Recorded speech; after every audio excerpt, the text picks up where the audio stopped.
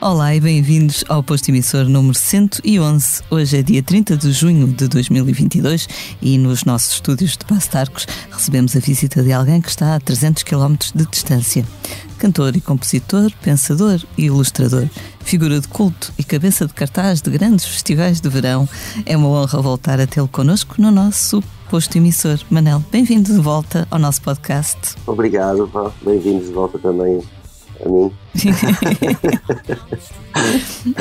Ao terceiro encontro estarás aqui, ou estaremos nós aí, ou qualquer coisa. Será presencial, mas obrigada por estares connosco hoje.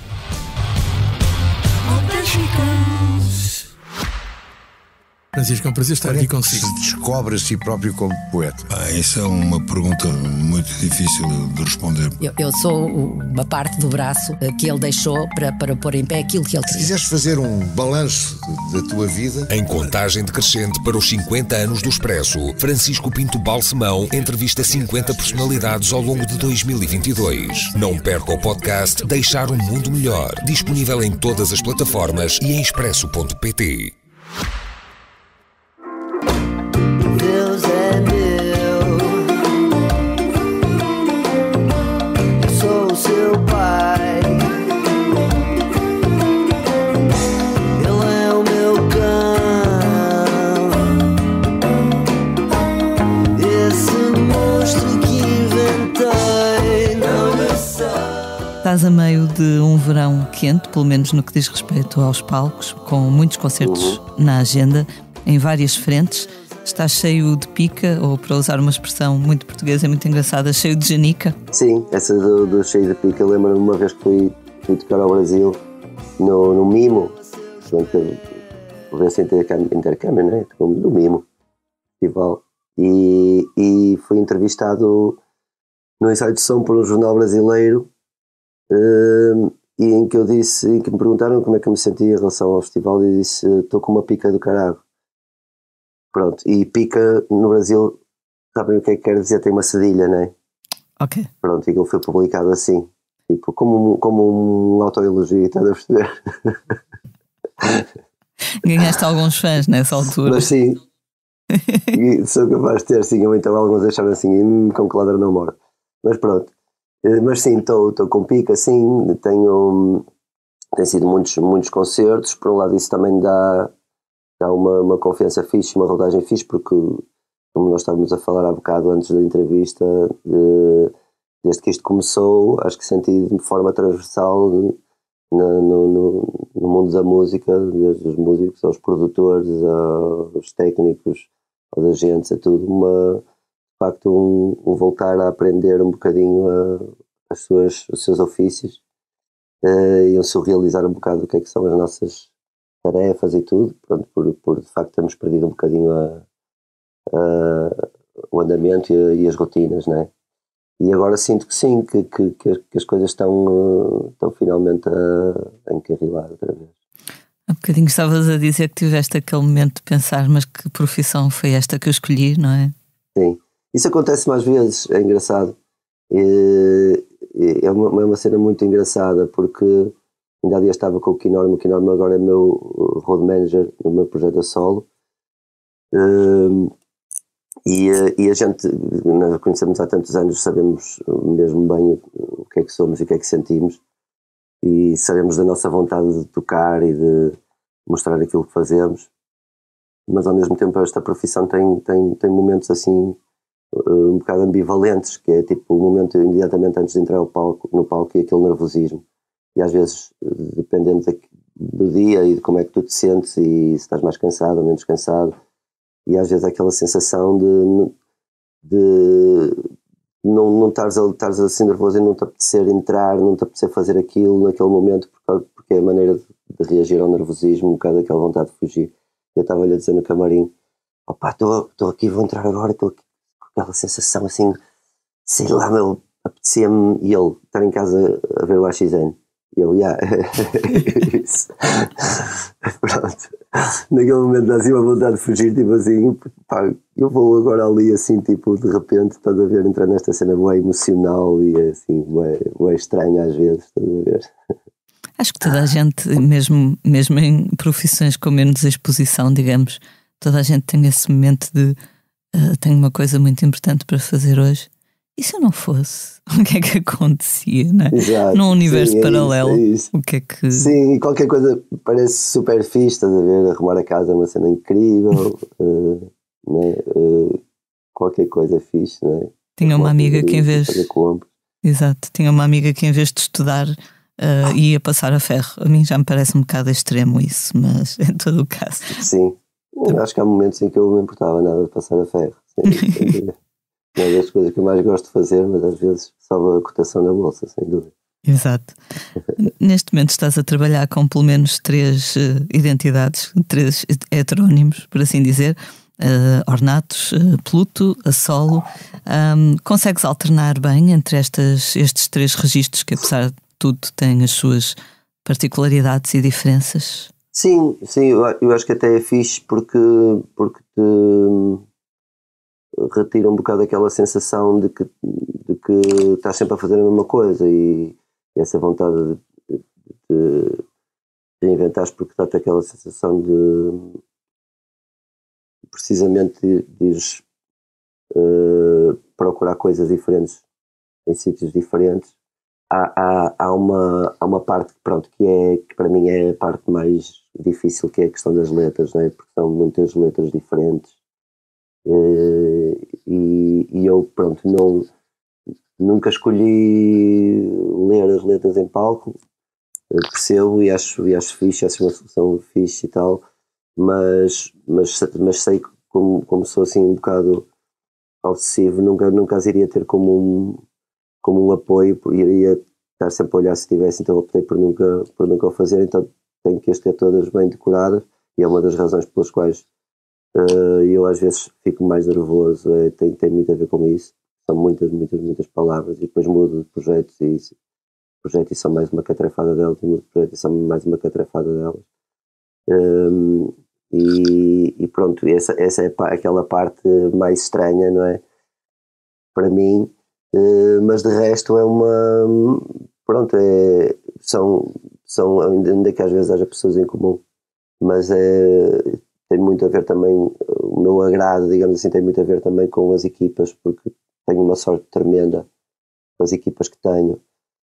Sorte, e acho que é mérito também das equipas, mérito nosso de termos construído não só um contexto profissionalmente funcional e sinto que saímos sempre a ganhar nesse sentido, que estamos cada vez melhores nesse sentido.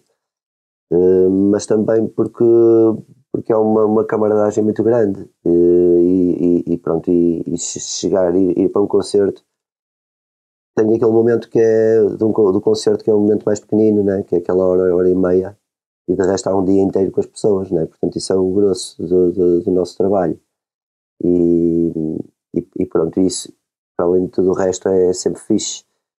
Seja para onde for que eu vou, para a equipa onde vá, chego e estamos todos contentes de estarmos com os outros. Falaste das letras, e há uns anos o Keith Richards dos Rolling Stones deu uma entrevista em que confessou que tinha pesadelos em que trocava os riffs todos, ou seja, que começava a tocar o riff errado na canção errada, enfim, também. Já tive uns quantos pesadelos assim, eu já tive pesadelos tipo o concerto dos Ornatos. E depois é estúpido, porque um gajo nos sonhos não questiona tipo, como é que isto foi acontecer, mas de eu estarmos a entrar em palco e eu dizer assim, olha, eu não ensaiei nada, eu não me lembro das músicas, não me lembro das letras, quem é que tem, opa, não dá para imprimir aí as letras, não sei quantas, e não me lembrava de nada, ia para o palco e não sabia não sabia que músicas é que nós tínhamos, não existia música, estás a ver?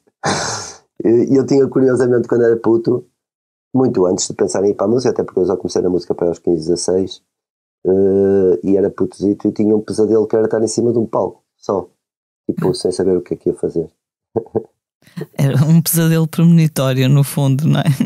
Certo. Há bocadinho estava à espreita. Estavas a falar das equipas que te acompanham. Tu a solo separaste-te, salvo seja, não é? Por assim dizer, da banda que te acompanhou durante muito tempo, o Edu, o Nico, o Serginho. Foi uma separação amigável, tanto quanto sei, mas ainda assim é um marco, Claro. não é? É um marco importante. Uhum. Sim, porque eu toquei com eles, eu não sei se foram 15 anos ou pronto, e eu continuo a tocar com o Edu nos Pluto. O Serginho também andava a sobreparar de trabalho, porque depois prende-se com estas questões, não é? Temos que fazer escolhas, e porque depois começamos a sentir que, não obstante o gosto que temos em estar nos sítios, começamos a não conseguir dar aquilo que as coisas pedem. E no fundo foi uma decisão nesse sentido de perceber as prioridades de cada um e perceber que as coisas que não dá para tudo, mas sim, completamente amigável, e depois nestas coisas é tipo, nós somos essencialmente amigos, e o que a gente quer é que as pessoas estejam o melhor possível, não é? Fazer aquilo que gostam e que precisam e tal, e depois não há esta sensação de que as coisas acabam, porque nós estamos sempre em contacto e estamos sempre na música e estamos sempre a partilhar, e acaba por ser o que menos importa, não é? Se no momento estamos a tocar juntos ou não, porque estamos sempre juntos, é mesmo assim. E pronto, aí basicamente é isso. Tens tocado sozinho agora nos concertos a solo? Sim, tenho tocado, sim, reduzi a coisa, mesmo isto foi uma coisa que começou, lá está, paralelamente ao projeto que estava, em relação ao que estava há bocado. Por exemplo, o Nico é uma pessoa com quem tem estado muito pouquinho, uma pessoa que acabava por estar a propósito das bandas. Portanto, depois às vezes também é isso, há pessoas com quem só estás. E sim, e depois estava com a banda e comecei a dar um ou outro concerto sozinho, porque eu não pensava, tenho relativamente poucos anos a tocar sozinho. Tinha até assim um bocado de receio de tocar sozinho, porque sentia que as coisas não viviam sozinho, eram demasiado frágeis, e a banda acabava por ser não só um prazer, mas também um escudo nesse sentido. E comecei a dar um outro concerto sozinho, e depois também não tinha músicas que se prestassem a tocar sozinho, ou seja, eu fazia muitas músicas para depois terem orquestração, não é? E depois fazia os arranjos, e neste último disco, Vida Nova, fiz bastantes músicas no ukulele que vivem sozinhas, não é? Em que o arranjo já foi feito, digamos, o arranjo, que muitas vezes é só um ukulele, foi feito já para funcionar assim. E ia dando um concerto ou outro assim e tal, e comecei a gostar, comecei a sentir o retorno também de um lugar onde conseguia chegar, nunca tinha experimentado, um lugar muito mais íntimo, muito mais frágil, e depois também me começou a fazer bem nesse sentido, porque de alguma maneira também me fez expor essa fragilidade, que era algo que eu acho que eu precisava, e que acho que sempre me fez bem, esse confronto até com o ridículo, estás a ver? Acho que é uma coisa que, como artista, faz bem. Obriga-te a ir buscar algo mais essencial, mais direto, na comunicação com as pessoas e na comunicação com a própria música, né? E comecei a gostar, e a coisa começou a acontecer, e de facto tem sido uma escola mesmo muito grande, sob o ponto de vista pessoal, tem sido uma escola mesmo grande, uma escola mesmo importante. Sinto que, sei lá, que dei saltos grandes a esse nível, na questão da comunicação com o público, da questão até do me assumir como uma pessoa do espetáculo, não é? Não estar mesmo a minha pessoa está muito mais exposta, e isso faz-te confrontar com montes de coisas, tipo, o que é verdade em ti, o que é mentira, na medida em que tu de alguma maneira estás a ser ator, mas como é que tu és ator, se és de uma forma verdadeira ou não, e como é que queres fazê-lo.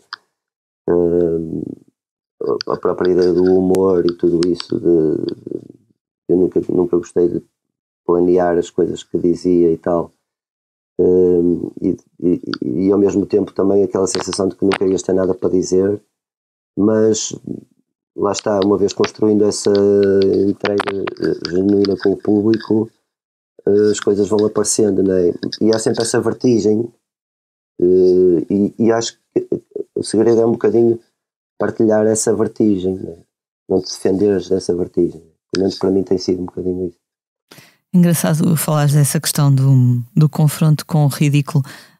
No verão passado, acho eu, fui ver aquele concerto que deste na Casa Capitão, em Lisboa, na Fábrica do Pão, e então fui com uma amiga que é alemã, mas tem vindo muitas vezes a Portugal, e ela está a aprender português e decidiu aprender português também ouvindo música portuguesa, porque acha que é mais fácil assim absorver algumas questões.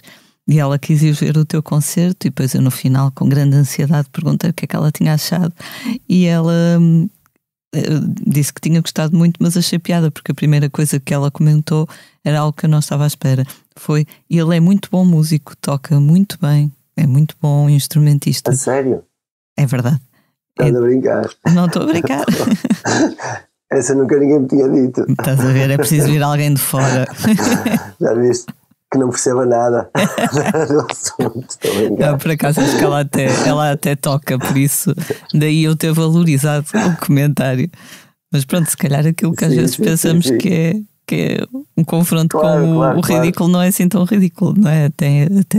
Sim, pois, pronto, eu digo, isso não é uma falsa humildade. Eu também não eu sei, eu tenho consciência que a minha arma tem muito mais a ver com a comunicação e com a forma de comunicar do que propriamente com essa parte, porque sinto-me sempre muito, lá está, eu comecei muito tarde, ou seja, eu não imprimi no meu corpo essa memória do tocar,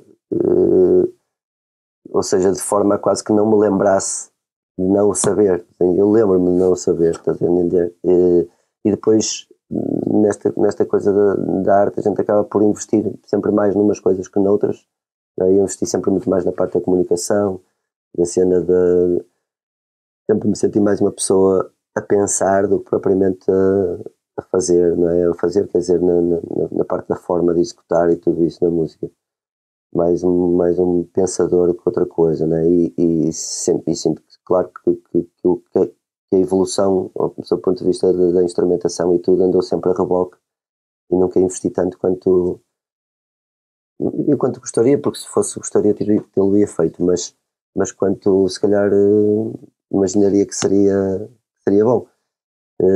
Só que lá está, mas depois também se prende muito com a confiança, quando tu também se calhar já não estás tão importado com isso, importado com se és tosco ou se não és, e só tentas tirar partido disso. É evidente que há coisas que compensam essa carência, e para quem está a ouvir, e mesmo porque eu também muitas vezes estou a ouvir gente a tocar e tudo, e não estou a admirar isso, estou a admirar o resultado, não é?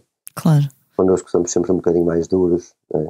E ontem, por acaso, fiz uma entrevista àquela cantora americana Angel Olsen, e ela canta muito bem, acho que tem uma voz super bonita, e tem assim algumas canções mais rock, outras mais soul, mais country, e eu perguntei se ela tirava o mesmo prazer de cantar em todos os registros, e ela deu uma resposta muito engraçada, que foi que cantar nem sempre é só cantar, que cantar, por exemplo, uma canção mais rock tem mais a ver com a energia e com o ritmo, quase com o aspecto percussivo. Cantar uma canção mais de amor, ou quer que seja, tem mais a ver também com emoção e o mood que se gera ali. Então achei uma resposta engraçada.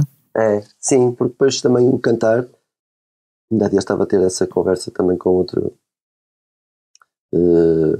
cantor, que cantar uma cantora foi com a Gisela João, que esta coisa da voz, não é? Eu acho que acontece em muitos instrumentos, essa questão da ligação do aquilo que tu sentes àquilo que estás a fazer, e esse câmbio, mas na voz é algo muito peculiar e especial, porque é algo que é muito, muito, muito volátil, estás a entender? Tu consegues cantar de milhentas maneiras diferentes, ainda que para outras pessoas possa parecer parecido, porque é a mesma voz, etc. Mas para ti, cá dentro, tipo, são mudanças abissais, estás a ver? e é como se o instrumento tivesse muito, isso acontece em todos os instrumentos, mas na voz acontece mesmo muito, está muito, muito ligado aos teus sentimentos. Se a tua voz treme, se tu estás mais triste, se estás menos triste, se imprimes uma carga forte num sítio que até pode ser redutor, porque tu não estás tão na música, mas estás na tua vida e na maneira como tu estás a sentir aquilo naquele momento, isso vai se refletir de uma forma muito evidente mesmo para quem ouve. Então é quase como se tu nunca tivesses. Claro que depois tu também começas a construir as tuas referências do sítio e do registro da tua voz, e que acaba por ser às vezes até uma defesa, e porque tu começas a saber que aquela música cantas daquela maneira e acabas sempre por aproximar, começas a ter esses truques, digamos assim, ou esses lugares de defesa. Mas é sempre muito variável, estás a ver? E depois, por exemplo, acontecia mais vezes eu estar, por exemplo, num ensaio de som e estar a cantar uma música e estar a interpretar essa música e a ir para aqui e para lá, porque eu não estava preocupado por onde é que aquilo ia e se eu ia conseguir sair do sítio onde tinha entrado, porque estava a mudar a melodia, e depois a dada altura eu podia estar numa estrada que não conseguia voltar facilmente, em que se ia notar que eu depois tinha que fazer um atalho para apanhar a coisa, né? E perceber que depois chegava ao concerto e eu já não fazia isso porque tinha medo, não é? Mas o que me incomodava um bocadinho é que eu pensava assim, tipo, de alguma maneira este ir é uma viagem que eu estou a fazer, mas também é uma viagem que o público pode fazer, independentemente de depois se eu consigo chegar ou não. Ou seja, esse risco é algo que eu tenho vindo a tentar colocar também ao vivo, porque isso também é vivo, não é? Também é uma experiência, é uma viagem. Portanto, Isso da evolução das vozes dos cantores, depois nos cantores mais velhos, também se nota muito que vão ganhando um grão diferente. Outro dia falei com o Sérgio Godinho sobre isso, não é? Se ouvires os primeiros discos do Sérgio Godinho e os discos de agora, ok, percebes que é a mesma pessoa, mas ao mesmo tempo parece quase uma personagem diferente, e com o grão parece que vem uma autoridade diferente, não é? Pelo menos para quem ouve. Para mim é bem estranho ouvir as músicas, por exemplo, dos Ornatos, porque para mim é outra voz, estás a entender? Está muito mais evidente naquelas músicas e tudo, que eu queria mais coisas ali.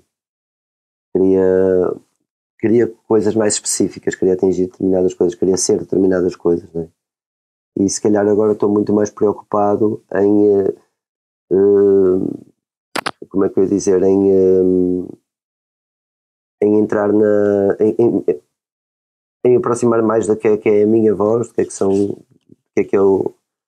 de tirar partido daquilo que ela efetivamente é e que me pode dar, e reagir mais àquilo que está a acontecer na minha voz e na minha emoção e tudo, do que propriamente ser alguma coisa que eu não sou, não é? Ou experimentar alguma coisa que eu gostava de ter, entendes? Acho que isso muda também o resultado. Em Ornatos também, sobretudo se calhar no primeiro disco, a tua voz era uma personagem, por assim dizer, mais arrogante não no mau sentido, não é? Mas aquela confiança, peço desculpa, já dissemos palavras piores neste podcast, aquela cagança dos primeiros discos, não é? Aquela cagança, claro, que é se calhar uma insegurança mais escondida, e que se calhar agora acho que me mostra mais a insegurança, isso, o que não me preocupa tanto é mostrar essa insegurança, não é? E acaba por ser um bocado ao contrário o que acontece, porque acabas por te sentir mais livre, não é? E é um bocado por aí, quando se calhar tens muitas vezes, acho eu, que essa vontade de ir à cara e de assumir, muitas vezes parte precisamente dessa insegurança maior. Exato. Mas eu lembro-me, por exemplo, quando os Ornatos voltaram e deram aquele concerto em Paredes de Cor, algumas pessoas coitadas de fraco gosto, que nunca gostaram de Ornatos, vieram dizer-me: mas eu nunca gostei, não sei o quê, mas vi o concerto e ele agora até está a cantar muito melhor do que cantava e tal. Portanto, eu gosto de ouvir isso, não é pelo facto de estar a cantar melhor, mas pelo facto de que faz-me sentir que eram reais as minhas dúvidas na altura, não é? Porque quando a coisa funciona e tudo, e encontras sempre pessoas a dizer, está fixe, meu, está fixe. E eu dizia, mas isto não está só bem, mas está fixe. Pronto. E está fixe, tipo, ganhámos, né? Tipo, pronto. Mas não é isso que tu procuras. Tu procuras, digamos, um eco cá fora que te dê sinais se tu estás a seguir um caminho certo, num contexto que é completamente emocional, que não tem um espelho cá fora, que não podes apontar e dizer, olha, isto aqui. Não, então é esse retorno, às vezes dito de formas que não são muito claras, mas que tu percebes o que é que as pessoas querem dizer.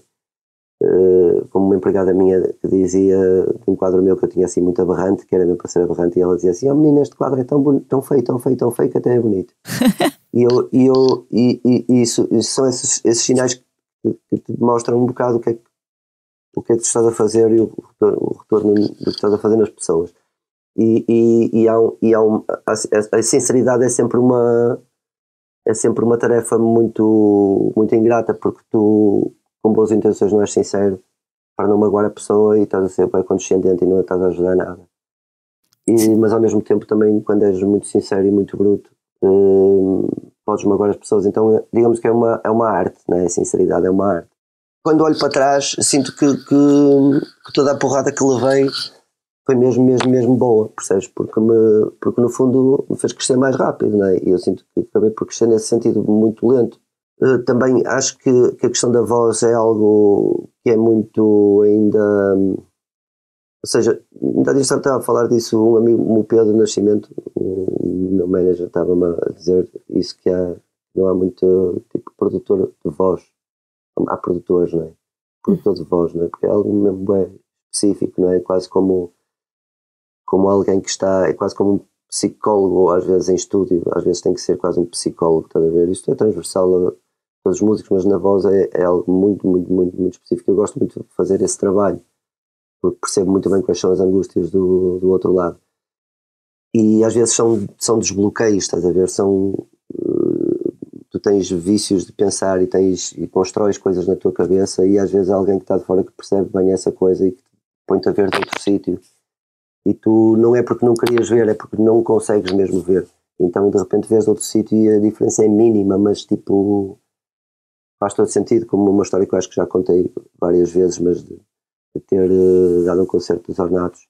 Eu, por exemplo, tinha gravado o Tempo de Nascer e eu odiava. Portanto, eu cantava assim, e eu não gosto da música, mas eu não detesto a gravação. Acho que a gravação está mesmo boa, à exceção de mim.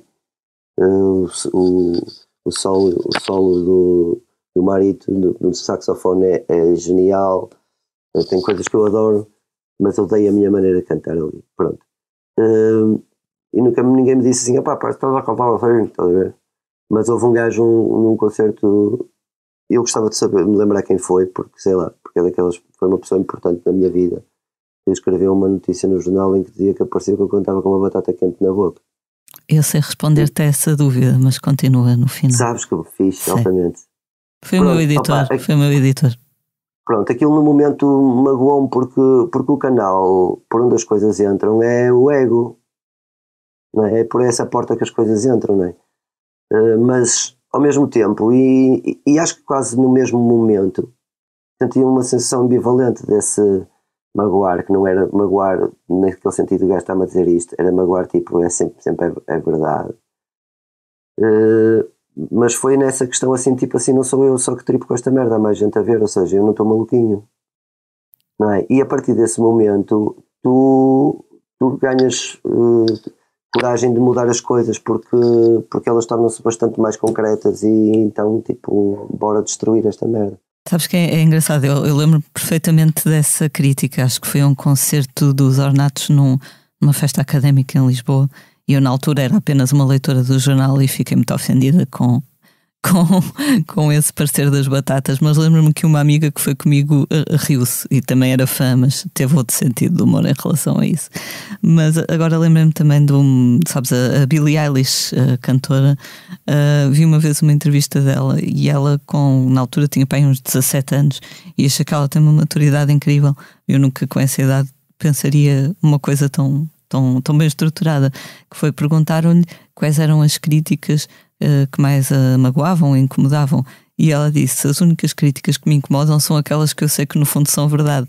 E então era precisamente quando lhe diziam que ela tinha um alcance vocal reduzido. Pronto, não é aquele vozeirão, é uma coisa bonita, mas não é aquele vozeirão.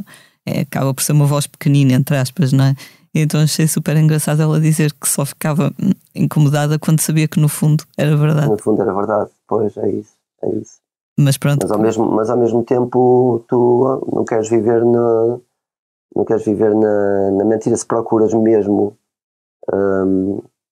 ficar confortável e estares bem com aquilo que tu tens, não é? E se não sentes que nasceste com essa capacidade inata, de alguma maneira estás à procura, não é? Se sentes que estás à procura, tu no fundo sabes que queres ouvir a verdade, por mais que te doa, não é? Claro. Há bocadinho estava a pensar que tu lançaste recentemente um vídeo para a canção Onde Estou Eu, que é de um disco que já tem algum tempo. O vídeo é lindíssimo, parece uma pintura. Gostas desta ideia de não ter de reagir nos timings que hoje parecem obrigatórios, que é tudo para ontem, e as redes sociais e tudo ao segundo? Portanto, isto é uma canção de um disco que já saiu há mais de 2 anos, não é? Saiu agora, ninguém esperava. Acho que toda a gente que viu adorou, porque é lindíssimo. Fazer as coisas com tempo é uma coisa que sempre te agradou, não é? Sim, eu acho que as coisas têm um tempo e rejeito aquela ideia de que mas se for assim também as coisas nunca mais acabam. Mas para isso, tipo, estou uma expressão, mas tipo, caga qualquer merda rápido. Pronto, se formos ao extremo, né? Se formos pensar no extremo, tipo, se for assim as coisas nunca acabam. E eu também posso dizer assim, mas se for como tu estás a dizer, então as coisas são cagadas. Portanto, eu acho que uma das coisas na arte que a gente tem que aceitar é o risco. E aquela coisa de conseguirmos ter fé, não é? É aquela coisa, tens que ter essa fé, porque tu não garantes nada. Tu, ao fazeres uma fórmula, ao fazer para as coisas chegarem ao sítio que tu queres, tu também não garantes nada, é uma falácia, é isso. Portanto, tu nunca garantes nada, tu nunca sabes se vai chegar ao fim e é evidente que vai chegar ao fim e vais ter que escolher alguma coisa, não é? Mas eu não gosto de pensar, eu gosto de me esquecer completamente desses timings, porque sei que eles estão lá e eu não sei lá.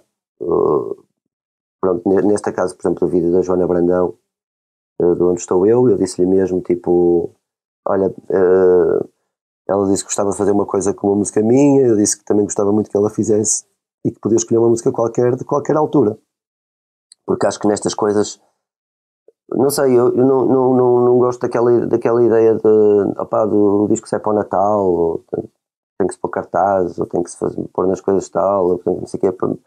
Essas ciências acho que são importantes na medida em que de alguma maneira podem ajudar a não te sentires completamente descalço, e são variáveis que tu podes dominar enquanto variáveis, mas não te garante nada. Ou seja, tenho algum gosto, algum prazer terrorista também até às vezes, ou seja, dá-me algum gozo fazer as coisas de outra maneira, não que eu faça. Por exemplo, eu gravei uma música, o Cães e Ossos, para o meu disco, e gravamos a música e a música saiu, foi um single. E quando ela saiu, foi um single que eu percebi que de facto que não era aquilo que eu queria. Queria voltar, e como não pus a hipótese de refazer a música toda, estava a pensar que era só a voz, e não percebi que era a música toda, o tempo, tudo, a abordagem, deixei a coisa ir assim. E depois quando saiu, parece que me caiu a ficha naquela tipo, não, isto devia ter sido gravado de outra maneira, então retirei-a do mercado. E na altura deu-me aquela coisa que dizia, vou tirá-la do mercado. Para mim funciona ao contrário, que é assim, vou tirá-la do mercado, tipo, estás a ver? Tipo, eu gosto dessa extensão criativa e artística e filosófica das coisas, tipo, por que não retirá-la do mercado? Tipo, olha, vou tirar antes que as pessoas percebam. Não, deixa as pessoas perceberem, tipo, pá, o artista não gostou e tirou. Tipo, isso acontece. Tipo, isso vai destruir a imagem do artista, vai destruir a imagem da arte. Não, eu acho que isso vai dar a entender melhor o que é a arte. Porque os artistas são isso, são essas inseguranças, são essa procura, são essas coisas todas, não é? Então acho divertido isso, estás a ver? Essa destruição dessas construções e desses dogmas, eu acho mesmo super divertidas e tenho algum gozo em que isso aconteça, estás a ver? Gravaste também recentemente 2 canções para o projeto Esfera, com o André Tentugal e o Miguel Ramos. Outro dia esteve cá o Adolfo, o Luxúria Canibal dos Mão Morta, que também participou nessa série, e achei engraçado porque ele disse que gostava de ouvir a coletânea com todas as participações, portanto todos os artistas que gravaram, porque achava que havia ali quase um fio condutor, uma direção meio insular, meio lunar. Parece que vocês não combinaram, não é? Mas acabou por sair um bocado assim. Foi um projeto giro também para participar. Sim, muito, muito, muito fixe. Gostei mesmo muito. Opá, eu, pronto, claro, gosto muito do André Tentugal e do Miguel Ramos. Sempre me fixe estar com eles, fazer coisas com eles, é sempre fixe. E eram 2 músicas, uma delas é uma música que eu toco a solo e tal, mas com que já tinha feito uma brincadeira com o Tentugal há bastante tempo, e depois decidimos, e feito quando eu soube que tinha que ter uma participação, e é essa música também do Miguel Ramos, que é uma música que eu fiz na altura do Super Nada com ele, e que nunca tínhamos gravado. E foi logo assim, tipo, em vez de fazer uma coisa do nada e de convidar alguém, tipo, olha, vamos aproveitar para fixar estas 2. E depois também gosto muito do pessoal do estúdio Zarda, né? Aquele pessoal dos estúdios. Tenho lá amigos de quem gosto. O estúdio é incrível. É sempre muito bom gravar lá porque é pessoal muito ligado à música na verdadeira acessão da palavra, ou seja, privilegia muito essa parte. Gostam mesmo de música e gostam mesmo de estar a fazer o que fazem. Portanto, o ambiente ali dentro é um ambiente muito fixe, nada hostil naquele sentido do estúdio, gravar, estás a ver? Não, são super disponíveis para experimentar, para tudo. Foi uma experiência muito fixe, sim, mesmo. Ontem o Henrique Amaro, que foi um mentor da iniciativa, citava nas redes sociais o Chico Science, o músico brasileiro, sobre, portanto, para ilustrar o fim deste projeto, porque agora já saíram os vídeos, já está tudo completo. Então citava o Henrique Amaro: um passo em frente e você não está mais no mesmo lugar. É um bocadinho isto, não é? Passo a passo vai-se construindo um lugar diferente, um lugar artístico ou criativo. Estás a falar em concreto do projeto Esfera ou estás a falar da música? O que quiseres, sim, das 2 coisas. Sim, eu acho que é isso. Acho que é mesmo isso. E é engraçado porque neste confinamento, e as coisas estão todas muito, muito, muito ligadas. Neste confinamento, em que nós, depois, quando acabou o confinamento, e começámos a dar alguns concertos aqui e acolá e não sei o quê, e eu sinto que me refugiei, que nos refugiamos, toda a equipa técnica, toda a equipa de músicos, acaba por se refugiar muito na própria equipa, ou seja, houve uma necessidade de nos aproximarmos e de percebermos o que é o trabalho uns dos outros, o que é que cada um faz, e até porque nos apercebemos também das dificuldades que cada um estava a passar, e o reflexo dessas dificuldades, quer financeiras, quer emocionais, também nos deu a entender o que é que a vida de cada um gasta, né? Eu lembro-me do Álvaro Ramos, o meu técnico de som, que eu a dizer, tipo, fogo, agora vou entrar ali no palco, é estranho, tipo, estar a entrar ali, tipo, estou a sorrilhar completamente, e ele disse, olha, não, eu também estou a olhar para a mesa, mistura disso, tantos botões, como é que eu fazia isto? Tipo, e esse mundo artístico, não é exclusivamente artístico, e a criatividade não está única e exclusivamente nos músicos, está nas pessoas, e não é responsabilidade dos músicos, é responsabilidade das pessoas. Um músico, um artista, a parte criativa do seu trabalho exclusivamente criativa, naquele sentido mais taxativo, é muito pequenina. A grande parte do dia é muito mais comum ao trabalho das outras pessoas, de logística, de organização emocional, etc. É muito, muito, muito mais comum. E esse sítio artístico que tu dizes sim, que se vai construindo, lá está, tem muito mais de comum entre toda a gente que está envolvida no projeto. E isso é uma coisa, acho que com o tempo tu começas a perceber que às vezes não é mexeres na tua parte, é mexeres no todo, que vais desbloquear outras coisas, não é?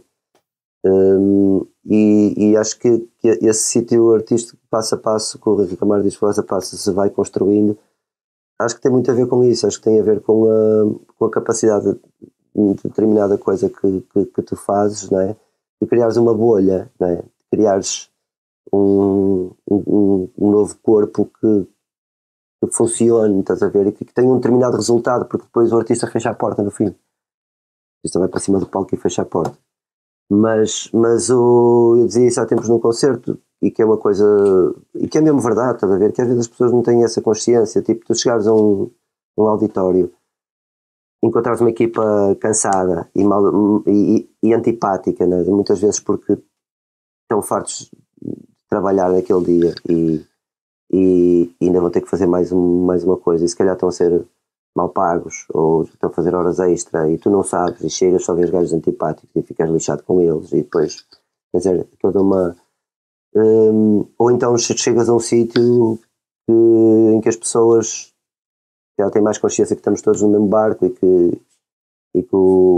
não têm tanto aquela ideia que o artista tipo chegou e está com uma vida do caraças porque é artista, porque as coisas não são assim, muito menos no nosso mercado, e dá aquele extra de simpatia e te recebe bem e tudo. Isso o gajo não consegue atestar tipo digamos a preponderância que isso teve no sucesso do concerto no fim do dia, mas tem imensa, não é? Todas essas coisas têm imensa, ou seja, vai-se refletir artisticamente, não é? Vai-se refletir artisticamente, ou seja, esse é o projeto, o projeto é todo esse, não é? E tu chegares e perceberes que tens um teatro que tem bom material de som e que fizeram a manutenção daquilo, não é assim tipo, opá, é som, pensa aí, som a dar e está som e está tudo, não é? Pronto. E que, sei lá, vais a um sítio em que percebes que privilegiaram o som à arquitetura, parece que é raro neste país. Acho que chamam primeiro os arquitetos que os engenheiros acústicos. E toda essa conjuntura é mesmo determinante no processo artístico. Esse passo pé ante pé, as coisas vão, como é que ele disse, tomando forma, não é? Como é que é? Você não está mais no mesmo lugar, passo a passo, mais você um não está mais no mesmo lugar. Exato.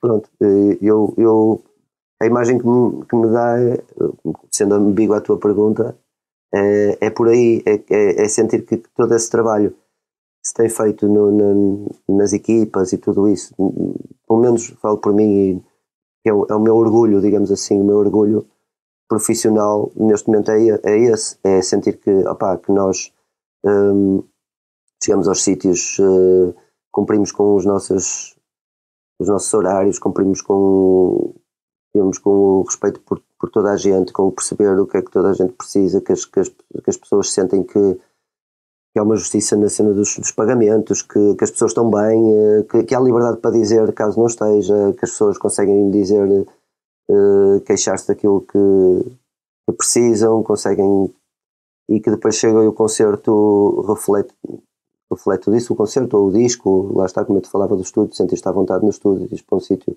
em que as pessoas estejam dispostas a perceber que também não é só queixarmos que os artistas deviam perceber um bocadinho mais, depois esta é a parte, não é? Tipo, eu já vi muita ignorância atrevida em relação, por exemplo, ao trabalho de um manager, tipo, ele vai ganhar o mesmo que nós só porque vai fazer uns telefonemas, tipo, lá está, é aquela visão lixada que existe muitas vezes, que é não nos conseguimos pôr na pele dos outros, mas em relação aos artistas também existe isso, tipo assim, ele tem que se lhe dar assim, passar a mão pelo pelo, porque é uma diva de caralho, e temos que amaciar o ego para o gajo ficar fixe, tipo, é também muito condescendente e também, lá está, também é preciso perceber mesmo aquilo que é a vida e o que é que são as profissões uns dos outros e o que é que as coisas gastam. E somos todos pessoas, não é? Acho que todos reagimos a um carinho ou uma palavra de apreço. Outro dia esteve cá o Sean Riley com... Tem vistos, não é? Sim.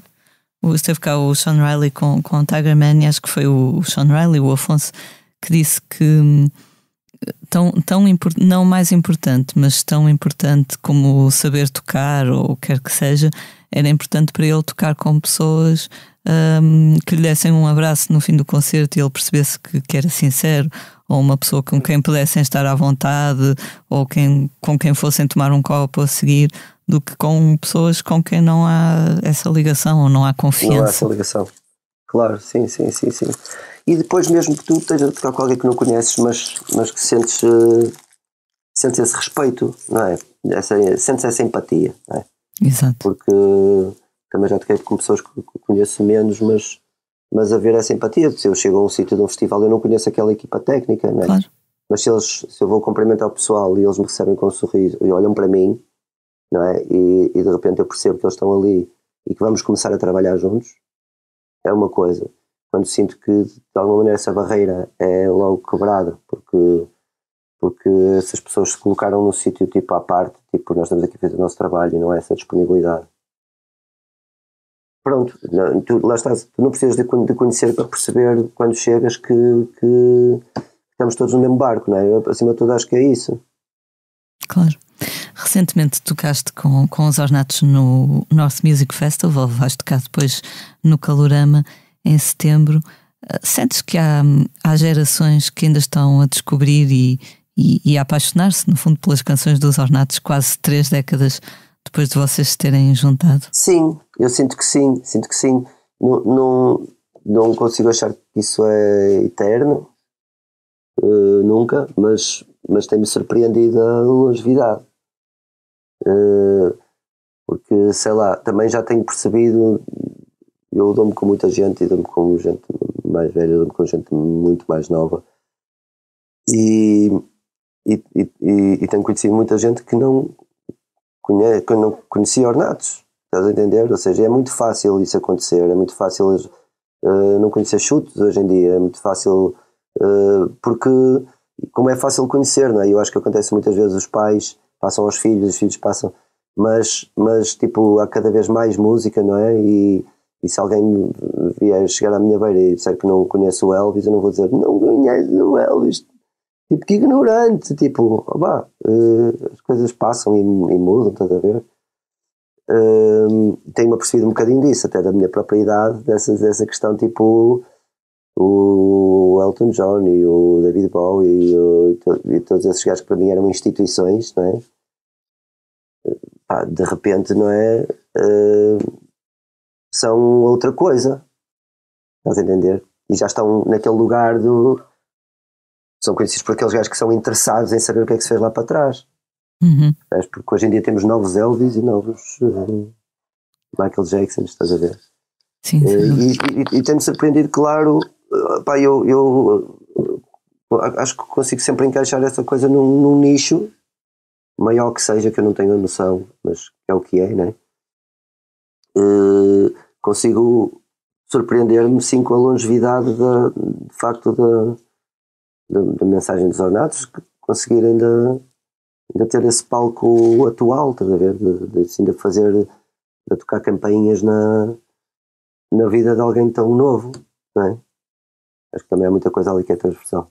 Partilhas tatuagens que as pessoas fazem com o desenho do monstro ou do cão ou dos dois, às vezes é engraçado esse carinho tão na pele, literalmente, não é? Sim, eu sempre tive um bocado de vez, acho que até me boicotava um bocado nesta cena das redes sempre tive muito medo do autoelogio E hoje em dia acho que está a ficar mais cauta, acho que já não me preocupo tanto e tenho algum receio de vir a ser ridículo nisso, mas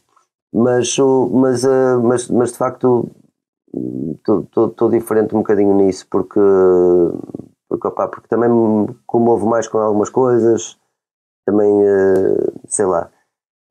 E depois nunca tinha estado nas redes. Eu comecei no confinamento até com o Instagram e tudo, e é evidente que depois és levado. E depois eu acho que esta gestão também do teu ego, já fiz coisas que me arrependo porque aprendi com elas, mas estás sempre um bocadinho a testar esta coisa e por quem é que estás a fazer as coisas, e se estás a fazer isto porque queres partilhar esta ideia ou estás a fazer isso porque queres armar, mas até esse sentir que sou humano e que também tenho esses impulsos, não é?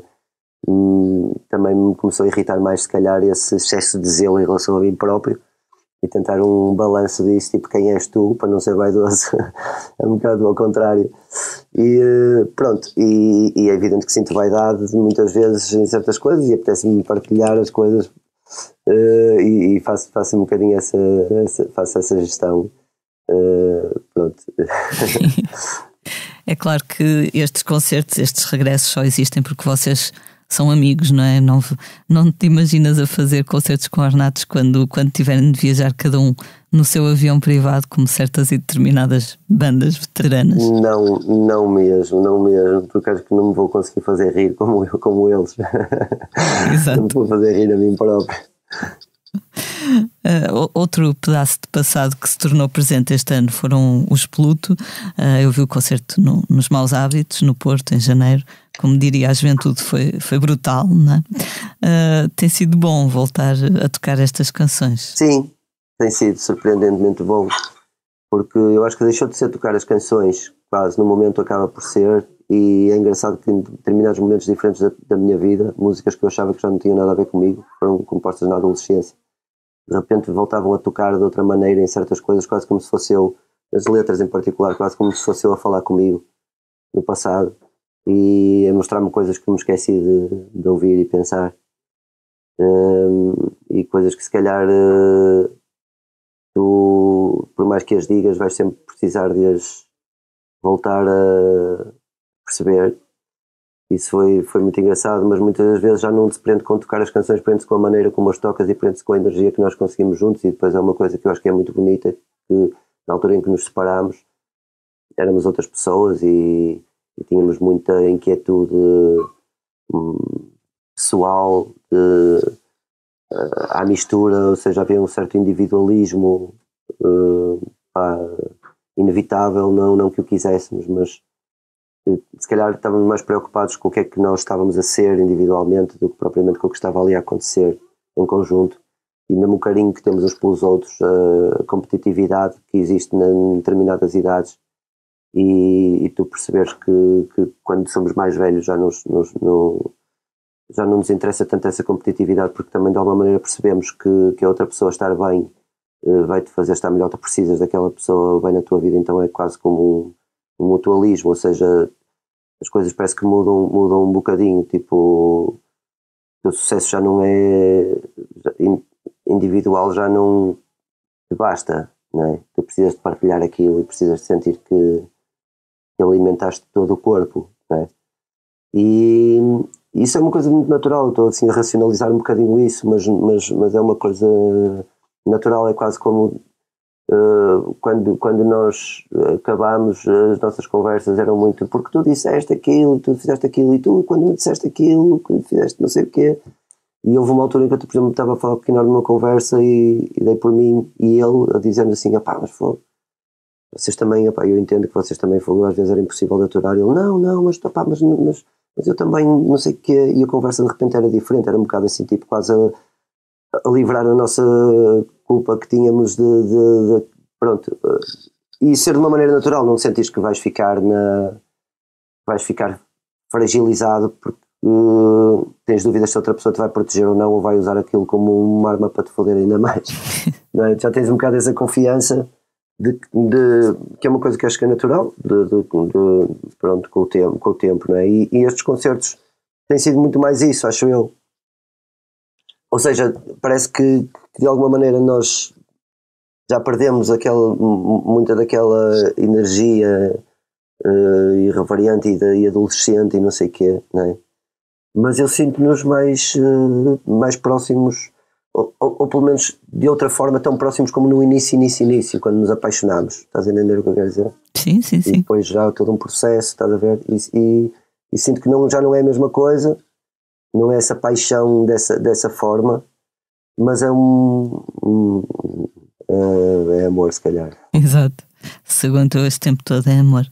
Eu acho que na altura, talvez por terem aparecido muito a seguir aos ornatos, talvez não tenham brilhado tanto como podiam ter brilhado, mas estes concertos acabam por fazer uma justiça diferente às canções. Acho que ouvidas agora as canções revelam, não sei, uma certa magia que se calhar na altura passava um bocado despercebida. O trabalho das guitarras é super bonito, aquelas continuações, aqueles finzinhos das canções. Acho que a Prisão tem aquele rabinho final que parece quase assim aquelas cenas dos New Order, muito melancólicas. Sim. Pronto, sim. É bom agora poder revisitar isso tudo, não é? Também para os fãs. Sim, epá, os Pluto estão mesmo no meu coração, porque, não sei, é um projeto que me é mesmo muito querido, não sei, tem qualquer coisa ali que me diz mesmo muito. Claro que sob o ponto de vista das pessoas com quem estou a tocar, mas também musicalmente, isso. E foi um projeto que nunca acabou. Nós parámos, porque na altura eu estava com o Bandido e eles estavam com outros projetos também, e vamos parar um bocadinho porque não dá para tudo, e parámos 15 anos. Mas sentimos que nunca acabou, porque fomos encontrando de volta e meia, e depois deixámos de encontrar, voltávamos. Adorávamos fazer, quando íamos pensar em repegar nas coisas, ficávamos uma noite inteira a curtir, a improvisar, e íamos embora para casa e pronto, e não tínhamos construído propriamente nenhuma música, nada, mas tínhamos oleado de alguma maneira aquele sentimento, e portanto foi uma banda que nunca acabou, e há uma linguagem que nós sentimos que temos, ainda por cima acho que é de alguma forma simples, eu sinto assim, e é uma linguagem que acho que nós criamos, não sei saber muito bem como, mas criamos uma linguagem entre nós, não é? Independente depois daquilo que sai para fora, tipo, é algo que nós vamos para a sala de ensaio e há um dialeto, não é? É um bocado um conceito que acabou por se criar, que é natural. Isso dá-me mesmo muito, muito gozo. E pronto, e agora também tocar ao vivo e tudo, e poder, lá está, e às vezes até mudamos algumas coisas, como estás a dizer, ou seja, essa ideia de não ter esse pudor de tocar as coisas como elas são, e até refazer algumas coisas que na altura achámos que não foram tão bem resolvidas, e dizer, pá, vamos mudar agora. Pronto. É engraçado porque há sempre alguém que se liga, e eu tenho sempre aquela tendência, às vezes corre mal, de ler comentários, e quando vocês anunciaram o primeiro concerto, houve alguém que disse é a minha banda favorita de todos os tempos, é o meu disco favorito de todos os tempos. Portanto, às vezes mesmo aqueles projetos que uma pessoa pensa que não foram muito valorizados acabam por marcar alguém, não é? Sim, com os Pluto eu sinto isso. Eu tive um amigo meu que na altura que me encontrei no bar depois de sair o disco de Pluto, e que me disse assim, opá, curti e tal, mas eu não percebo muito bem onde é que vocês querem chegar com isto. E eu lembro-me na altura, e curti, lá está a opinião dele, porque foi sincera, estás a ver? E pensei, tipo, de facto eu também não sei muito bem, eu não tenho ainda muito bem uma leitura, ainda estou tão dentro disto, estás a ver, estou tão dentro disto que não estou a ver o todo, né? E com o tempo comecei melhor a ver o todo, e acho que isso acontece muitas vezes, tipo, há discos que são descobertos muito mais tarde, porque eles precisam de afirmar a linguagem, eles precisam de plantar a memória, de alguma maneira. Tu podes gostar do disco, etc, mas eu acho que ele vai ganhar outros significados quando já faz parte da memória, e é preciso essa memória. Então senti isso em relação aos Pluto, que só muitos anos mais tarde, mais de 10 anos mais tarde, é que comecei a ouvir comentários acerca do disco dos Pluto, comentários desse género, tipo, foi um disco que eu gosto muito, é o meu disco preferido, é um disco que me marcou, ou etc. Estás a ver? Foi preciso esse tempo. Estamos sempre muito presos ao momento, não é? Tudo tem que dar na altura, tudo tem que vender, tudo tem que ter muitos page views. E às vezes não é no momento, é mais tarde, é quando for, não é? Precisamente, a questão é mesmo essa. Este ano escreveste também. Essa urgência. Escreveste também uma canção para a Aldina Duarte, que, como sempre, não te poupou elogios. E então estava a pensar, se tu, à semelhança de outros grandes, tens um eu feminino, digamos assim, na tua escrita, porque não é a primeira vez que escreves dessa perspectiva. Eu tenho esta sensação desde sempre, não obstante as minhas taradices masculinas bem presentes para mim próprio. Quando eu digo taradices, não estou a falar só de sexo, estou a falar das minha forma de pensar, sei lá, se é que isso pode dizer que é masculino ou isso, mas estou olhando assim sob um ponto de vista das convenções sociais. Mas sempre me senti muito gaja em muitas coisas, sempre consegui, também nesse sentido das convenções sociais, porque dizem assim, tipo, gajas, e eu pensar, eu também sinto isto. E lá está, e sempre alguma fragilidade, ainda que tenha o meu feitio impossível às vezes, e que até consiga ser agressivo e consiga, não estou com isto a dizer que associar essa feminilidade a uma cena pura, não, mas acho que tem a ver mais até com a forma de me ligar ao mundo e às pessoas e à sensibilidade. Eu acho que no fundo há pessoas diferentes, mas acredito que haja componentes biológicas que nos precedem, não é? Ainda que acho que a cultura influencia inclusive a genética, ou seja, uma coisa é pensarmos daqui a 20, 30 anos, 40 anos, outra coisa é pensarmos daqui a 5.000, se o mundo estivesse cá, e pensar o que é que seriam os homens e as mulheres nesse sentido, porque eu acho que nós somos natureza e acho que as coisas, dizer assim homens e mulheres é uma coisa sempre redutora, porque as coisas estão sempre a mudar, mas revejo imenso, sempre revi imenso a minha feminilidade, e inclusive num tempo que não é o de agora, num tempo mais anterior, não é? Em que havia um certo pudor em nós sermos femininos. Por exemplo, foi uma coisa que eu senti, eu sei lá, 15, 20 anos eu não dançava muito, e tinha que beber uns copos e tal, mas dançar, por exemplo, sóbrio era uma coisa mais complicada. E houve uma festa de carnaval em que eu fui vestido de noiva, vestido de noiva da minha mãe, e lembro-me de ter eu com uma barra de costas era tipo uma mulher, tipo elegante, estás a ver? E depois virava-se, tinha assim uma barbona enorme, e lembro-me nessa noite dancei imenso, estás a ver? E isso fez-me pensar que se de alguma maneira o meu receio de dançar não poderia ser mostrar esse meu lado feminino, porque se calhar na nossa cabeça temos montadas estas estruturas de pensamento do que é és tu a fazer determinada coisa, como é que será isso na tua essência masculina, não é? E nós somos muito mais do que isso, não é? E seja nisso, seja no espelhar das tuas fragilidades e tudo. E isso libertou-me de certa maneira. Eu tinha essa sensação às vezes até nos gestos que tinha coisas femininas, estás a ver? Não é que eu controlasse, não é?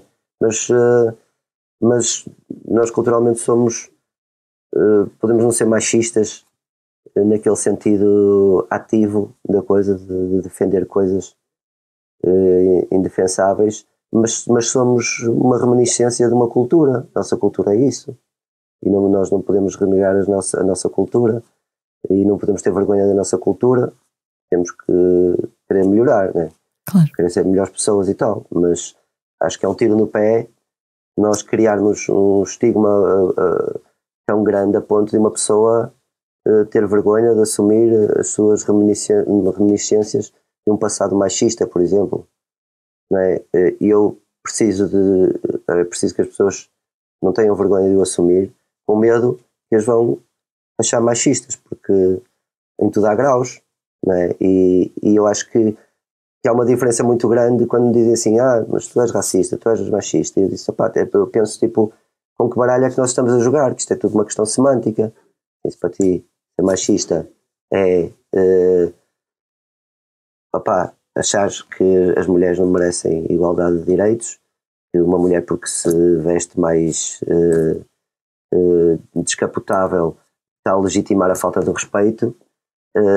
Tipo, eu digo que não sou, não é? Mas agora se me dissessem assim, o teu pensamento tem impulsos machistas, está bem, sim, não é?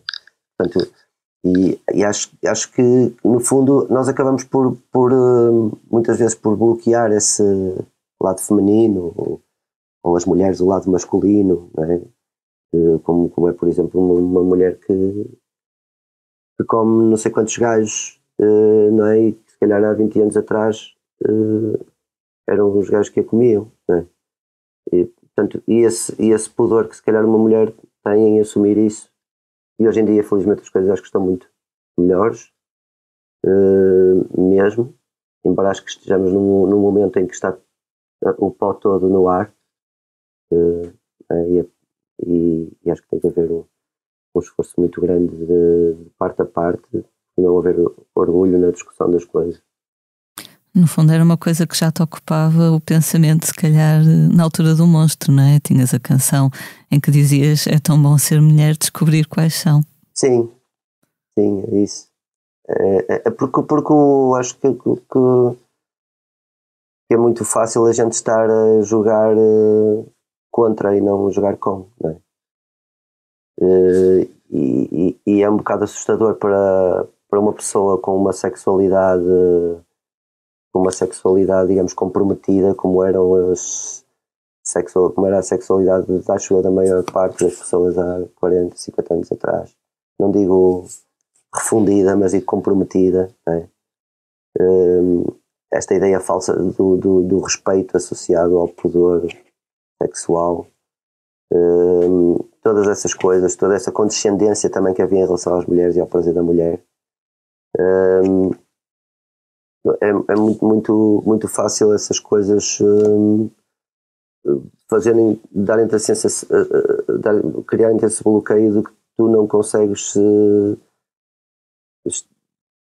um diálogo, e são dois monólogos, ou seja, percebes a dificuldade que tens em assumir as coisas que tu gostas, as coisas que tu queres fazer, falares com uma mulher como falas com um amigo, exatamente, uma mulher por quem estás interessado, como falas com um amigo, e mostrares o teu verdadeiro eu, e não estares no fundo a criar uma personagem que sabes que ela quer ouvir e que no fundo não é ela, é a sociedade, o que a sociedade diz que ela quer ouvir.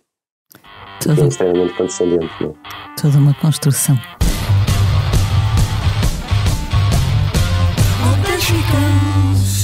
Dime cómo hacemos. Si tú me deseas, yo a ti también. Hace rato te quiero comer. ¿De qué vas a hacer? Así que ponme un dembow que se no respeta. Tengo para ti la combi completa. Que no duró mucho soltera. Aprovechame. No te vayas a volver. Sé que lo hacemos y tú vas a volver. Vamos agora falar do tema da semana. Vamos passar para a próxima rubrica. Com o regresso dos grandes festivais, não há quem não tenha uma opinião sobre os concertos do passado fim de semana no Rock in Rio, ainda por cima quando os mesmos tiveram transmissão televisiva. No sábado o destaque foi para a nostalgia dos anos 80 com o regresso dos Duran Duran e a estreia em Portugal dos igualmente veteranos A-ha. Mas foi no domingo que o circo pegou fogo, salvo seja, com dois dos concertos mais aguardados, o da brasileira Anitta e o de Post Malone. Se o norte-americano atuou durante 1 hora sozinho em palco perante 80 mil pessoas, este aturou foi um bocadinho um ato falhado, e eu só vi na televisão.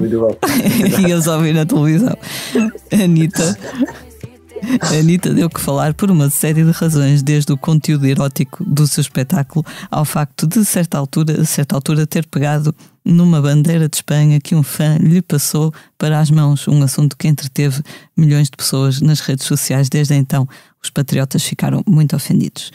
No sábado tocaram também os portugueses José Cid e Delfins e o mítico Ney Matogrosso, alegadamente com 80 anos, mas diz quem viu o concerto que a idade aqui é só mesmo um número. Ao longo dos 2 fins de semana passaram pelo festival quase 300 mil pessoas e o festival volta a realizar-se daqui a 2 anos, em 2024. Manela, esta história da Anitta no fundo acaba por se ligar um pouco ao que estavas a falar, não é? A moça abanou o seu rabo e o país mostrou que ainda tem muito preconceito, não sei, alguma comichão com isso. Sim. Eu não consigo deixar de achar que quando as pessoas se indignam com essas coisas, estão a pôr a elas em causa, ou seja, tipo, não é sobre elas, não é? Mas é quase como discutir de onde é que vem a homossexualidade, se é algo inato e natural, se é um desvio, aquelas conversas clássicas, e que eu acho que muitas vezes são tidas por pessoas que nem são, que até são pessoas humanamente boas e empáticas e tudo, mas têm efetivamente ali um bug seria muito fácil de destruir, que é assim, tipo, olha, não precisas pensar em ti, é isso, não precisas de pôr em causa a tua sexualidade, basta só aceitar que aquela pessoa é assim, pronto. Eu acho que está sempre isso muito em jogo. Não obstante eu achar que, por exemplo, a questão da objetificação do corpo e tudo isso, não é?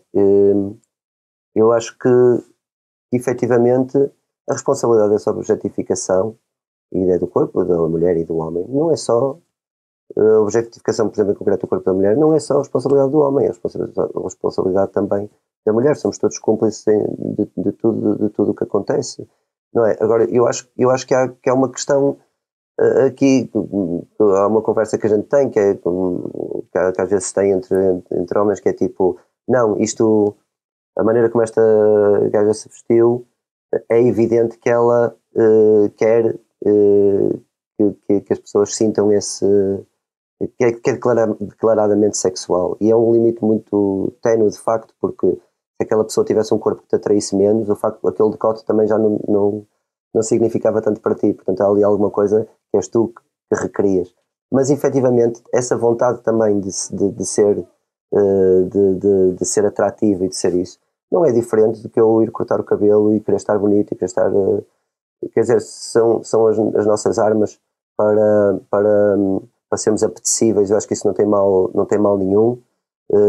A forma como a gente o faz pode ser mais ou menos insegura, pode ser mais ou menos desesperada, etc, mas há uma coisa que eu acho que aqui não pode julgar, e é que é a questão do respeito pelas pessoas, e se isso existisse, o resto não haveria problema. Quer dizer, eu fico completamente a babar, a olhar para uma mulher, desde que eu não lhe falte ao respeito e desde que eu não lhe o mostre, não é, de uma maneira que seja incómoda, desde que eu a veja como pessoa e que lide com ela como uma pessoa, tipo, o resto eu também não tenho que me sentir culpado por isso, porque é o efeito que as coisas têm em mim, não é? E é nesse sentido que eu digo, quando eu vejo estes comentários, ou seja, da Cuca Roseta ou da Catarina de Gelandes, ou todas essas coisas, e alguém que vem dizer assim, tipo, isto não é fado, isto é não sei o quê, eu sei o que mais, eu penso assim, tipo, que perda de tempo. Como é que as pessoas têm tempo para vir discutir estas coisas? Tipo, eu não quero saber como é que a Cuca Roseta vem vestida ou não. Se eu me agradar o que vejo, eu só posso ficar contente, não é? Ou só posso ficar, tipo, naquela, tipo, olha, que pena que ela não está na minha cama, sei lá. Posso pensar muitas coisas, não é? Mas perder tempo a lutar contra isso, não consigo ver o ponto, estás a ver? Não consigo ver o ponto. Acho que há coisas que já nem sequer deviam ser assunto, porque são filosoficamente tão básicas, estás a entender? E acho que as coisas poderiam ser, se houvesse esse respeito e tudo, as coisas poderiam ser discutidas sobre o ponto de vista filosófico. Que acho que é o que interessa, e porque é muito mais comum A insegurança é comum aos homens e às mulheres, a vontade de sermos amados é comum aos homens e às mulheres, a vontade de sermos sexuais é comum aos homens e às mulheres. Toda essa parte, filosoficamente e biologicamente, é comum a todos, não é? Aquilo que não é comum e que nos opõe, não é a guerra, não é? Acaba por ser comum, mas acaba por ser algo extremamente pessoal e que não carece de razões e não carece de entendimento.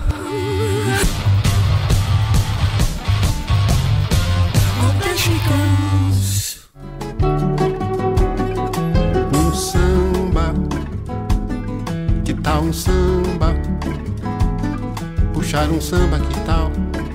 Para espantar o tempo feio, para remediar o estrago. Que tal um trago, um desafogo, um devaneio? Chegamos agora à altura em que devíamos falar de um disco que acaba de chegar às lojas, mas eu decidi que em vez de um álbum vamos falar de um single. Convenhamos que também é uma canção que vale por vários discos.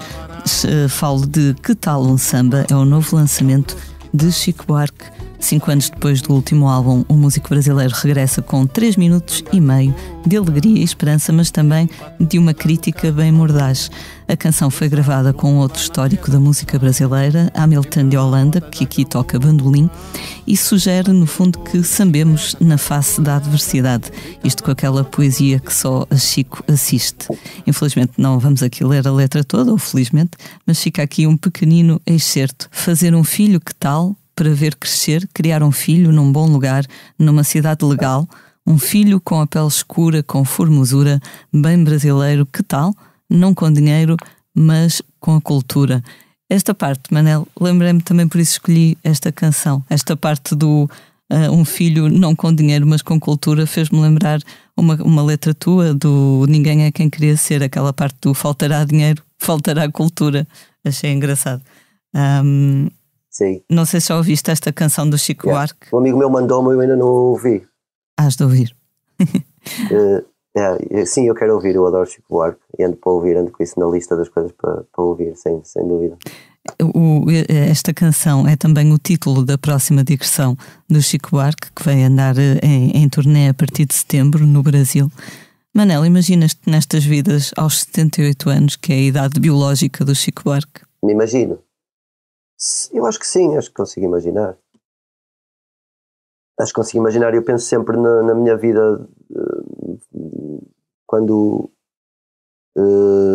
for mais velho, de uma forma mais calma, no sentido de não, como é que eu ia dizer, de ter mais tempo para as coisas boas da vida, que não é a logística e o dinheiro e as responsabilidades e essas coisas todas. E imagino uma vida bem mais calma do que a que tive até hoje, que estou sempre a dizer que vou acalmar e nunca acontece. Mas ao mesmo tempo sempre pensei que ia fazê-lo e nunca aconteceu, e eu acho que só escolhi os pormenores na vida, porque fui sempre levado e por isso também consigo perfeitamente imaginar que não vai ser como eu imagino e que vai ser aquilo que sempre foi. O que será? Virá por bem.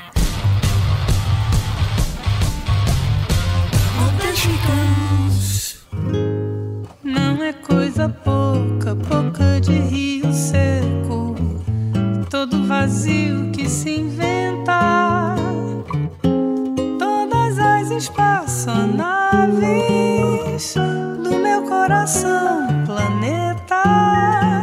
Não é coisa pouca de... Vamos agora falar dos concertos dos próximos dias, que, para citar uma ilustre personagem dos apanhados da TVI, não são muitos nem poucos, mas sim bastantes. Em Lolé, no Algarve, começa... Bastantes. Até o cover foi atrás deles. Peço desculpa. Em Lolé, no Algarve, começa esta quinta-feira o Festival MET, que até o próximo sábado oferece música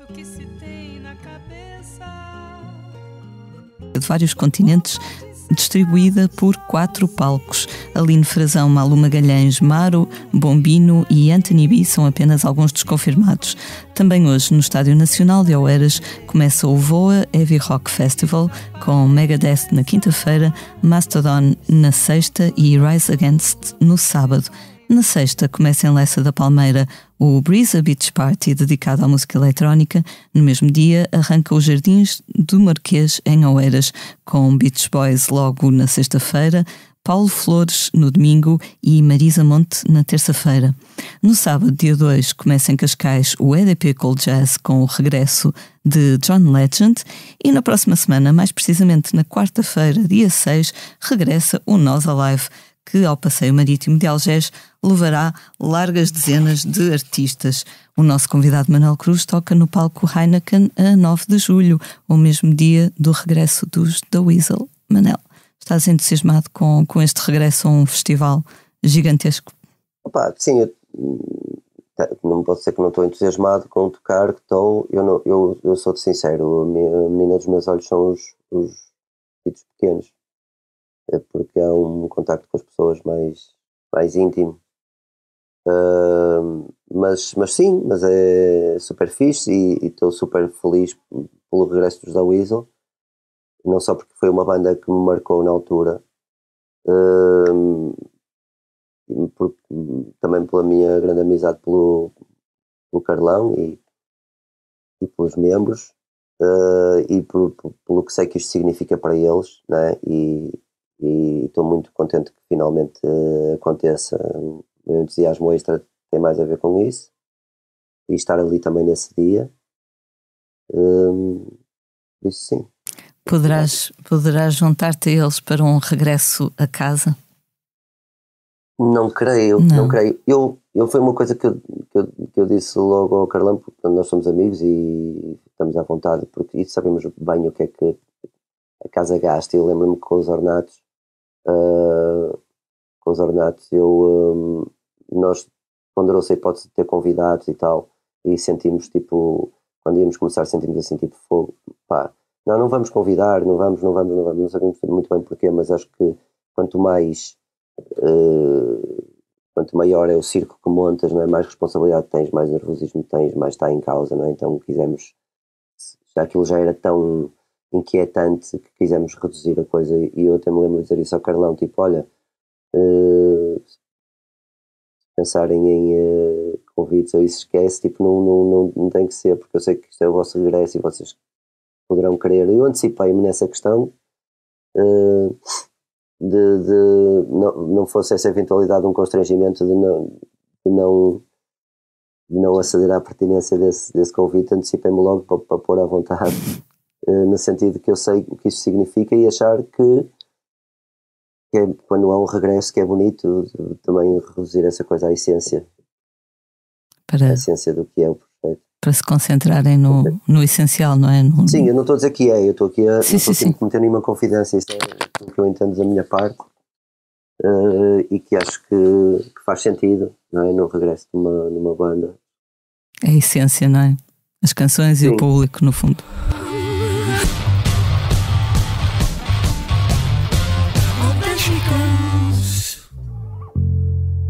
Voltei para me mostrar, pensei que era capaz. Vou ter de te apagar. Muito bem, chegamos assim ao final de mais um Posto Emissor. Manel, muito obrigada por estares connosco mais uma vez. Obrigado, Elia, mais uma vez também. Eu sou a Lia Pereira. Os temas de abertura e conclusão são os temas de abertura ao fim destes anos. Podes-me sempre tratar por Lígia, como muita gente faz. Lígia Pereira. Os temas de abertura e conclusão são da autoria de Legendary Tigerman. A edição multimédia estará a cargo de João Luís Amorim. Como é hábito, vamos finalizar com uma leitura. Manel, o que nos vais ler? Olha, vou ler uma coisa. Aliás, vou tentar dizer de cor, espero que o Pedro Mexia um poema que eu li ontem à noite de Pedro Mexia, que achei muito bonito. Eu vou tentar encontrá-lo aqui, porque eu não quero lê-lo mal. eu estava a pensar até noutras coisas e aquilo fez um sentido interessante. Tudo que eu estava a pensar. Pronto, eu vou tentar dizer. A esperança entre as ortigas, quanto mais cresce, mais sai arranhada. Acho que é isto. Eu não sei se é entre as ortigas, se é no meio das ortigas, mas acho esta imagem muito bonita e fez-me pensar depois também noutras questões, como por exemplo que isto parece um fim, tipo, não tenhas esperança. E eu acho que não necessariamente, porque ela sai arranhada, mas sai. E acho que a poesia tem esta coisa boa de nos fazer pensar naquilo que está dito e confrontar com as nossas ideias e pensar para além daquilo que está dito. E achei esse poema muito bonito.